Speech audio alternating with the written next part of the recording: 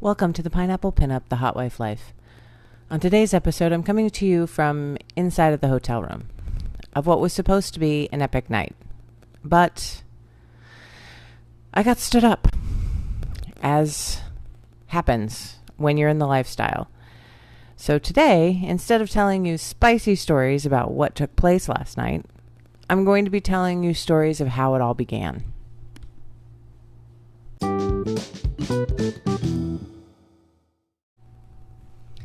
So, I guess I'm going to tell you about how it began,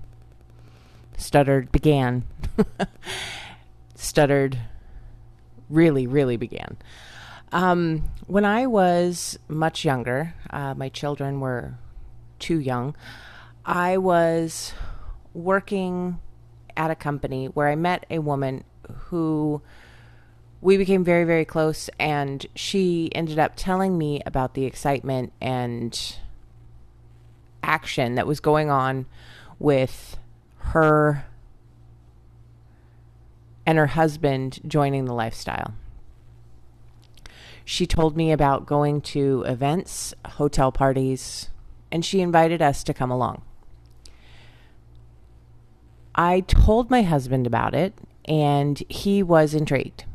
And he said, yeah, let's definitely go along. So we invited my very best friend to go with us, and we coined her our unicorn.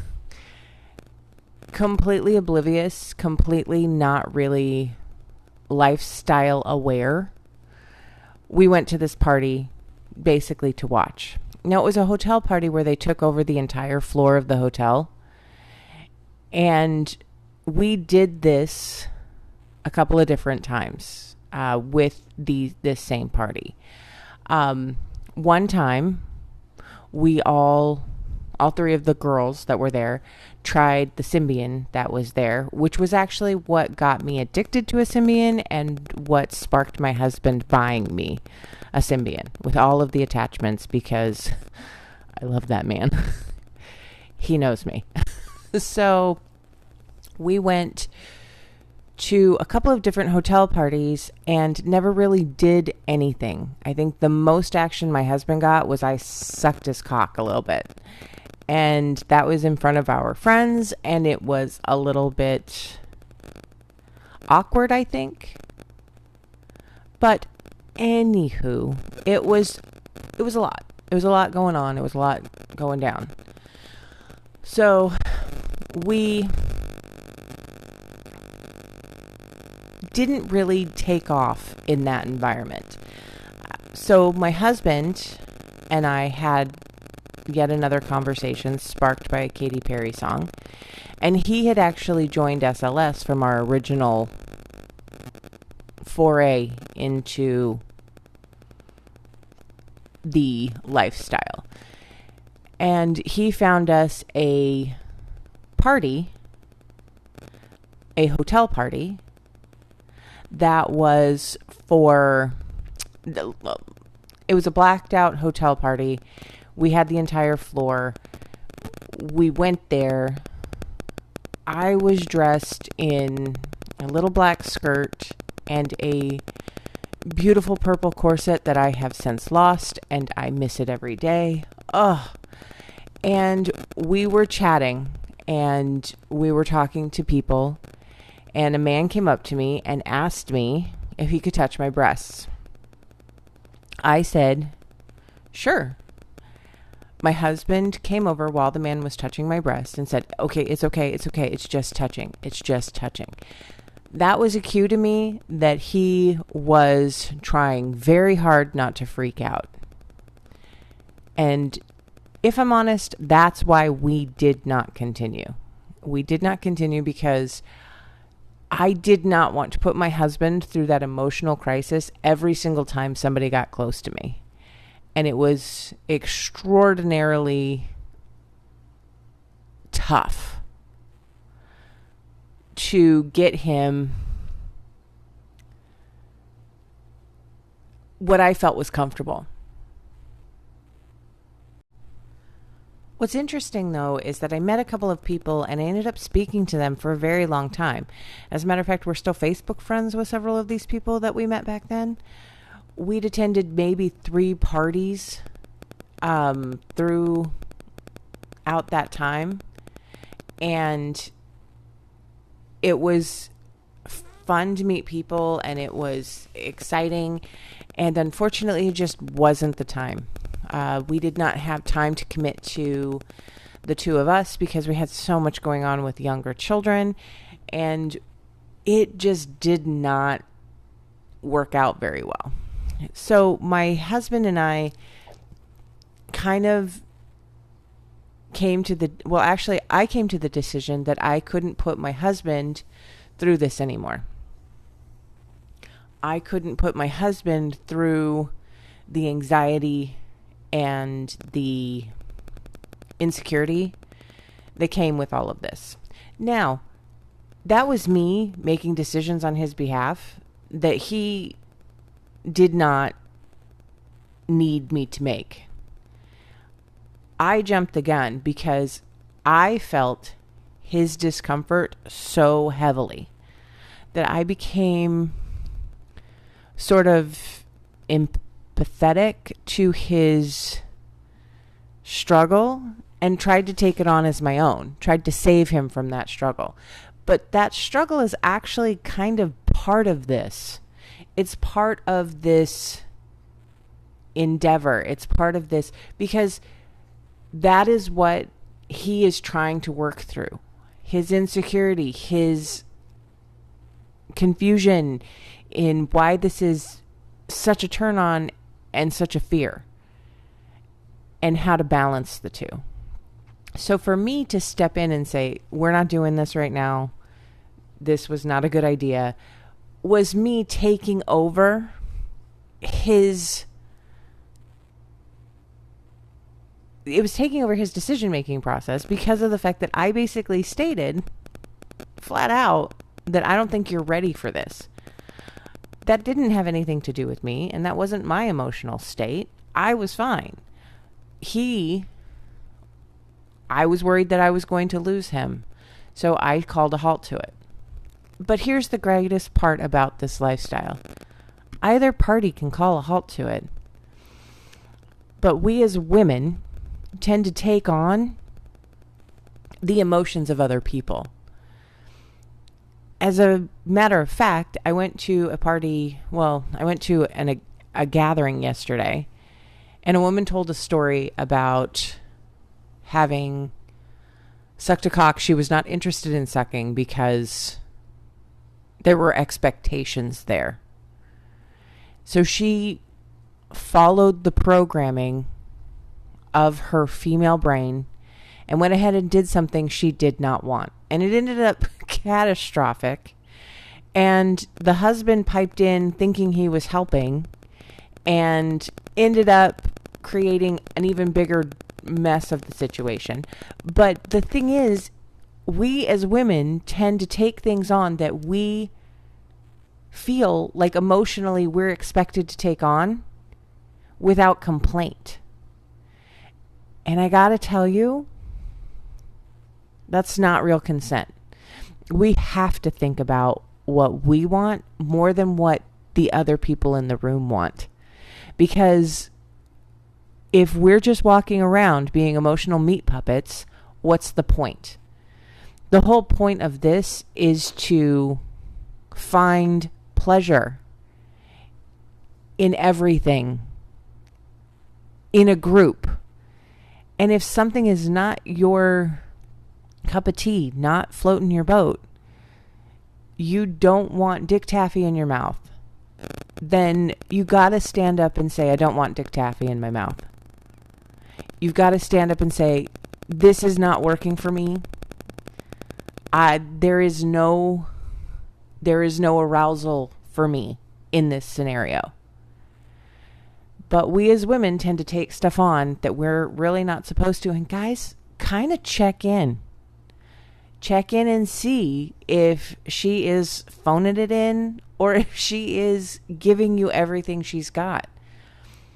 Because I got to tell you, that connection between your brain and your heart and your pussy, it's a real thing, and it can take things to a level so high you would not even be able to imagine it.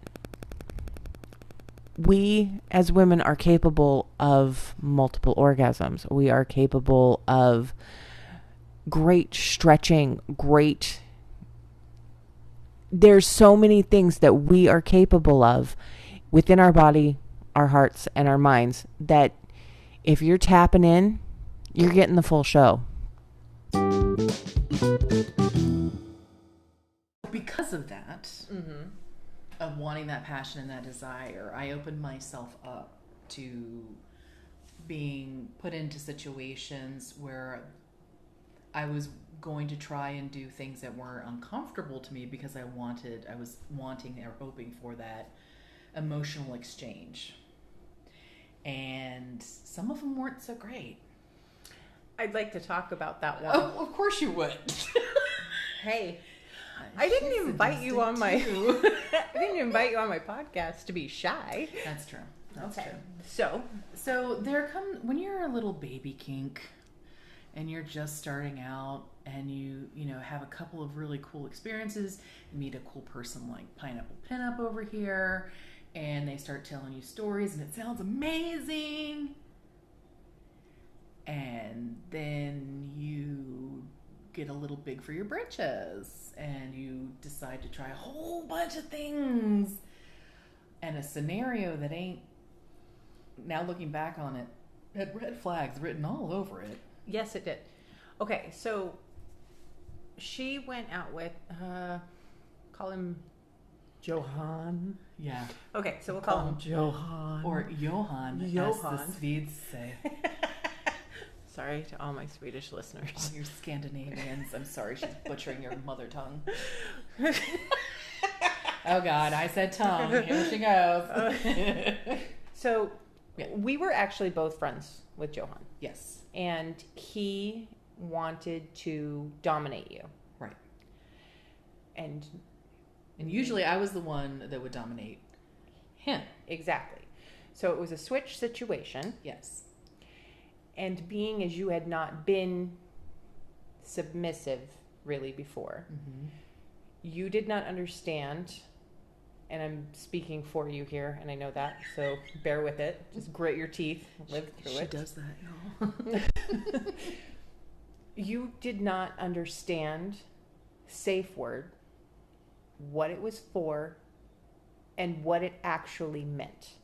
Because for some reason, you thought that safe word was calling things to a halt, not stopping for clarification.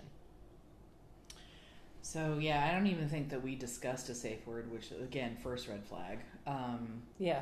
But, again, I put trust in this person. And let me just preface this by saying that this person in no way was doing any of this intentionally. He was just as ill-experienced in this as I was. So it was like two baby kinks thinking they could be big girl kinks and big boy kinks, and it was a big old hot kink mess. That really did.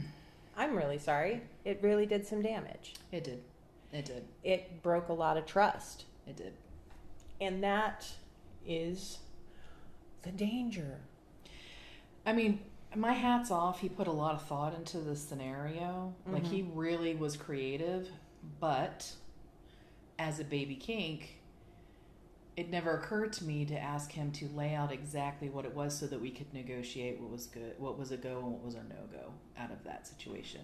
I was just told to be ready at a certain time, what to wear, and that was pretty much it. Yep. And now I know that when you have these situations that you have to get consent and negotiate. Not even, I don't want to say negotiate, but you lay out, this is what I'd like to do. What are you cool with and what are you not cool with? What are your boundaries? What are your limits? What are your limits? Which ones are hard? Which ones are soft? Right. And I, in my enthusiasm to try new things, I completely didn't even acknowledge my boundaries or any of the things that we were doing, even in the moment. It was like, oh, this is different. Oh, I feel like I'm living out some sort of fantasy, but it wasn't mine. It wasn't mine for sure. And it was very industrial. It was very industrial.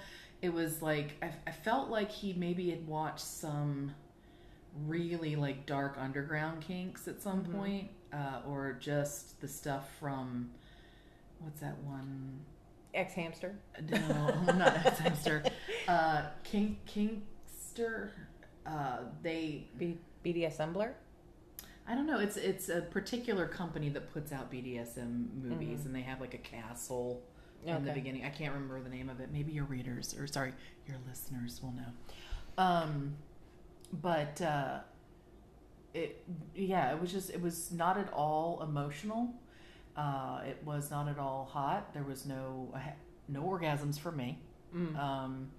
There was, and not in a denial sort of way. Just there wasn't. There wasn't. And there was no checking in there, and it was just, He had a checklist in his head, and he was going by the checklist. And again, let me just reiterate that he wasn't being like hateful or mean or anything like that.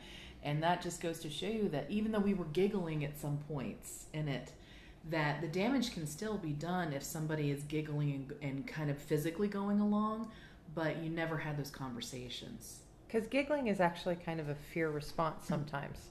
For people who aren't brats, yes. For people, even people who are brats. Yeah. I mean, giggle. I know from personal experience, when I'm in a situation where I'm not entirely sure, a lot of times I will break out in nervous laughter. Yeah. And you've got to recognize what's going on in your body. You got to speak up. But eventually you did speak up. Eventually you said, this is not, I need to go. So, I mean, actually I didn't. It ended because it ended. He came, and so then grand finale. Yeah, the very, very not grand finale for me. But it ended because he was really afraid that like somebody would walk in because it was his place of work. Ooh, okay. And then we went back to the hotel room that I had gotten and proceeded to try to do a different scenario, and it was a disaster. The whole thing was a disaster, and I didn't know it was a disaster. Now, I probably deep down knew, but I wasn't letting myself think it was a disaster until I called you to explain, to go into detail about all the fun things that had happened, and you were like, that sounds terrible. That's not good at all. This makes me sad for you. Like, she was just like, and then once she said that, the floodgates opened. There was no aftercare. There was nothing for my safety, for my concern. I mean, literally, there was just nothing. And it was a really hard to deal with that afterwards. And then what do I do? Because I'm an emotional cutter and sometimes like to beat myself up on things, is that because it didn't give me what I was longing for, which was that emotional connection, almost that daddy little girl kind of thing, I like a pleasure dom myself. I'm not really looking for someone who's going to beat the shit out of me, right? That's you what do I enough like damage to yourself. I do plenty to myself. I don't need help in that regard. But I had searched and was talking to somebody else, and I was like, oh, well, I'll be passing that way. Let me meet him in the parking lot. And that was awful too. And nothing sexual happened. It was just ick. And then we met up with Daddy J. I met up with Daddy J. Based off of your recommendation for the care that I was going to need. Right. And it was so helpful, but the damage had already Exactly. been done at that point. Exactly. You'd had too much time to process. Or not enough time to process. No, you'd had too much time to process between the trauma before the aftercare started to bring you down. You'd had too much time to go through I'd all already of done the the emotional. dip, that sub dip, that crash. That sub dip, and then And now it's you were very just much a real thing for DOMs too. The DOMs have a crash as well. So that emotional recalibrating is not going to help as much past the dip. And especially not the person who actually did the damage. Exactly. Right. So it was like a Band-Aid, a well-meaning and lovely Band-Aid, and I appreciate that Band-Aid very much. It was like a lifeline, because I was like, wait a minute, I feel so weird, and wasn't this fun? And Teresa's like, no. It's okay, I got editing. And Pineapple Minute was like, no.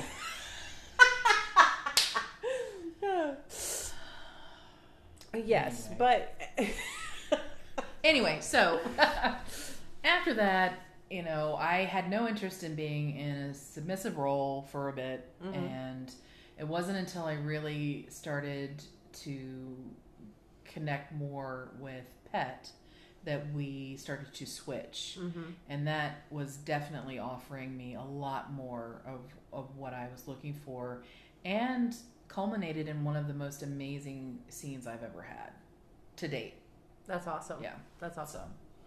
So, All right, we're pausing.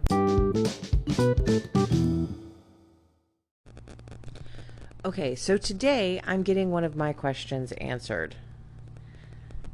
This is a response I got from, we'll call him Dave. Hello. In one of your more recent podcasts, you asked about guys being so focused on their stamina at parties that they leave without having an orgasm themselves. I thought I'd chime in. First off, I've never been to a sex party, just an anonymous bisexual encounter and a bi-MMF threesome. But I've almost always been able to control myself and been able to pleasure partners several times. Not every time, but who's counting? I guess for me, I get a lot out of watching others have orgasms. I mean, I really like watching others have orgasms. A friend told me it's a version of compersion. I looked it up, and this definition fits. Maybe the guys leave without having had their own orgasm, or are leaving with their own version of compersion, and feel completely sated. Not sure if the answer makes sense, but that's what came to mind. Compersion is related to sympathetic joy, which are wholehearted participation of the happiness of others. It includes positive thoughts, emotions, and sensations derived from knowing another person's gratifying experience, even when the experience does not involve or benefit us directly. This is basically the same thing as the phrase I always use. Oh my goodness, it's gone right now. But compersion is a great definition for what it is that is going on. It's that mirror neuron. That's the thing I was looking for. Damn it. This is mirror neuron. This is feeling the joy that's happening within somebody else because you understand it. You understand it physiologically. And so therefore it's giving you a form of that same thing. So this is I really appreciate the feedback on that because it really did worry me. Thank you so much for joining me on today's episode of the Hot Wife Life podcast. I really wish that I had more to report from this hotel room, but I don't. And I hope you guys are all having fun out there. Reach out to me, give me something, and I will see if I can share it for you. My email address is pineapplepinuppod@gmail.com. Thanks for listening.